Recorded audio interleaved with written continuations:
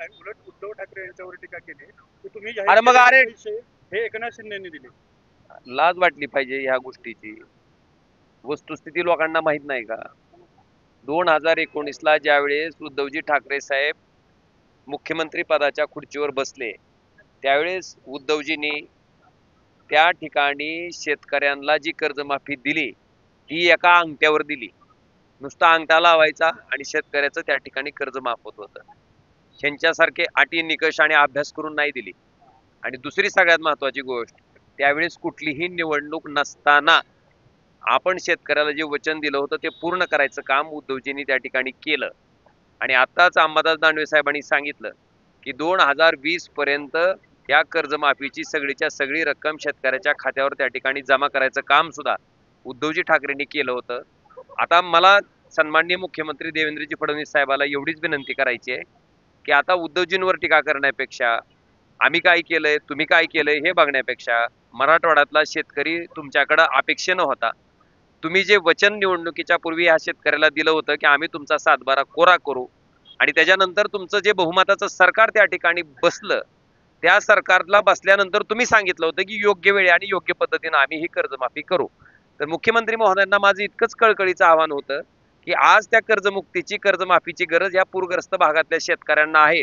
जिथं जिथं ह्या पुराचा फटका बसलाय त्या शेतकऱ्यांचं ठीक आहे, तुम्हाला बाकीच्याच अजून तुम्हाला अडचण असेल, आर्थिक अडचण असेल तर भले कर्ज घ्या म्हणलं होतं मी, कर्ज काढून द्या. पण आज शेतकरी जर वाचवायचा असेल तर त्या कर्जमुक्तीची योग्य वेळ आणि योग्य पद्धती हीच होती. पण दुर्दैवानं ती म्हणणं, ती मागणी शेतकऱ्याची मुख्यमंत्र्यांनी ऐकली नाही आणि हे अतिशय दुर्दैवी आहे, खेदजनक आहे. शेतकऱ्याच्या जखमेवर मीठ चोळल्याचा प्रकार आहे. कारण निवडणुकीत तुम्हाला मतं पाहिजे होते म्हणून तुम्ही वचन द्यायचं, आश्वासन द्यायचं, आणि आज शेतकऱ्याला गरज असताना, तो आत्महत्या करत असताना ती कर्जमाफी त्याला द्यायची नाही. मला वाटतं हे अतिशय दुर्दैवी आहे, स्वतःचाच शब्द फिरवण्यापैकी आहे. त्यामुळं मुख्यमंत्री महोदयांनी ही कर्जमाफी द्यावी. माझी अजून विनंती आहे आई तुळजाभवानीच्या चरणी की त्यांना सद्बुद्धी द्यावी आणि त्यांनी निर्णय घ्यावा. केवायसीच्या मला वाटतंय पूरग्रस्त भागातल्या शेतकऱ्यांची अवस्था स्वतः मुख्यमंत्री, 2 उपमुख्यमंत्री आणि साऱ्या मंत्रिमंडळानं अगदी ग्राउंड लेवलला येऊन त्याची पाहणी करून शेतकरी अंगावरच्या कपड्यांनिशी कसा उघड्यावर पडलाय, त्याला प्यायला पाणी नाही, खायला अन्न नाही, शेतीतलं सगळं पीक वाहून गेलंय, जमीन वाहून गेलंय आणि शेतकरी आत्महत्या करतोय, हे स्वतःच्या डोळ्यांनी पूर्ण मंत्रिमंडळानं ह्या धाराशिव लोकसभा मतदारसंघामध्ये येऊन बघितलंय. आणि आमच्या शेतकऱ्यांच्या अतिशय स्पष्ट मागण्या होत्या की बाबा पंजाब सारखं राज्य जर एका हेक्टरला 50,000 रुपये मदत देत असेल, सिंगल इंजिनचं सरकार असताना, आपलं तर डबल इंजिनचं आहे, तर आपलं वजन मोदींच्या तिथं वापरा आणि किमान पंजाब सारखं हेक्टरी 50,000 रुपये मदत करा. दुसरी मागणी शेतकऱ्यांची होती की आपण जे आश्वासन कर्जमाफीचं दिलंय ते आश्वासन पूर्ण करण्याची योग्य वेळ आणि योग्य पद्धत ही आजचीच आहे आणि ती करा, मला वाटतंय. आणि तिसरी मागणी होती पीक विम्यामध्ये अतिवृष्टीचा आणि नैसर्गिक आपत्तीचा जो निकष होता, जो निकष ह्या नाकर्त्या सरकारनं काढून टाकला, ज्याच्यामुळं विमा मिळण्याच्या बाबतीत शेतकऱ्याला प्रचंड अडचण येते, ते निकष पूर्वीप्रमाणे त्याच्यात समाविष्ट करा.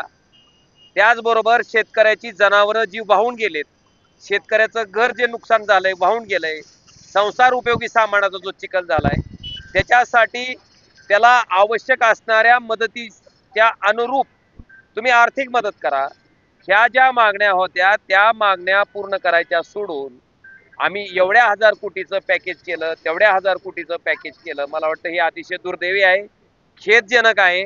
आणि सन्माननीय मुख्यमंत्री महोदयांना मी विनंती केली की विरोधक सत्ताधारी हे राजकारण न करता शेतकऱ्याला भरीव मदत करा. ह्या ज्या घोषणा तुम्ही आम्ही मागणी केली, ह्या घोषणा करा. आम्ही तुम्हाला डोक्यावर घेऊन नाचू म्हणलं होतं आम्ही स्वतः. मला वाटतंय शेतकऱ्याच्या तोंडाला पानं पुसायचं काम आजच्या पत्रकार परिषदेमध्ये झालंय आणि ते दुर्दैवी आहे. आणि निश्चितपणे आता शेतकऱ्याबरोबर रस्त्यावरची लढाई, कारण जी आग शेतकऱ्याच्या पोटात आहे त्या आगीचे चटके सरकारला आम्ही दिल्याशिवाय स्वस्थ बसणार नाहीत. आणि ही शेतकऱ्याच्या पोटातली आग त्या ठिकाणी सरकारला स्वस्त बसू देणार नाहीत, तिचे चटके त्यांना समाधान लागू देणार नाहीत. कर्जमाफीची मागणी गरज नाही. तुम्ही धाराशिव जिल्ह्यातल्या शेतकऱ्याला गावात जाऊन चौकशी करा. ज्या शेतकऱ्याची केवायसी झाली नाही त्या शेतकऱ्याचं अनुदान त्याच्या खात्याला जमा होत नाही ही वस्तुस्थिती आहे. मी जिल्हाधिकाऱ्यांना ह्याच्या बाबतीत 3 वेळेस फोन केलाय की शेतकऱ्यांच्या खात्याला तुम्ही पैसे टाकलेत पण ते जमा होत नाहीत. तुम्ही नेमकं काय झालंय? सन्माननीय जिल्हाधिकाऱ्यांचं मला 3 वेळेस उत्तर आहे की मी सचिवांना बोललोय आणि सचिव आम्हाला सांगतात. मी त्यांना ही विनंती केली की ठीक आहे तुम्हाला 1 दिवस लागणार आहे, 2 दिवस लागणार आहेत, पण ते सांगा ना. आणि समजा होणार नसेल तर केवायसी तरी करायला सांगा आम्हाला. आमचा अंत कुठपर्यंत बघताय तुम्ही? ही विनंती मी 3 वेळेस जिल्हाधिकाऱ्यांना केली आहे पण अजून सकारात्मक उत्तर आलं नाही. हे सरकारचं असंच आहे, घोषणा वर करायची हवेतली, त्याची खाली फील्डवर ग्राउंडवर अंमलबजावणी शून्य. मला वाटतं ह्या पद्धतीनं ते चालणार नाही. शेतकरी अडचणीत आहे, प्रचंड संकटात आहे.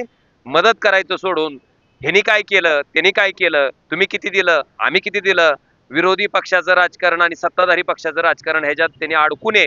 माझी अजून विनंती आहे की तुम्ही कर्जमाफीची घोषणा ह्या पूरग्रस्त भागातल्या शेतकऱ्यांसाठी तरी तातडीनं करा आणि हेक्टरी 50,000 रुपये मदत त्याची आवश्यकता आहे. जगण्यासाठी मागायलंय, मौज करायला मागत नाही, जगण्यासाठी मागायलंय. जगायचंय, लेकराचे शिक्षण करायचे, ती जमीन नीट करायची आहे म्हणून मागायलंय.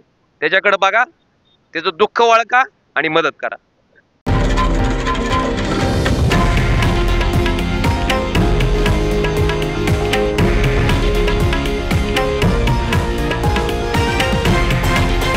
हे आहे देशातील नंबर 1 न्यूज नेटवर्क आणि आपण पाहत आहात TV9 मराठी, एकमेव.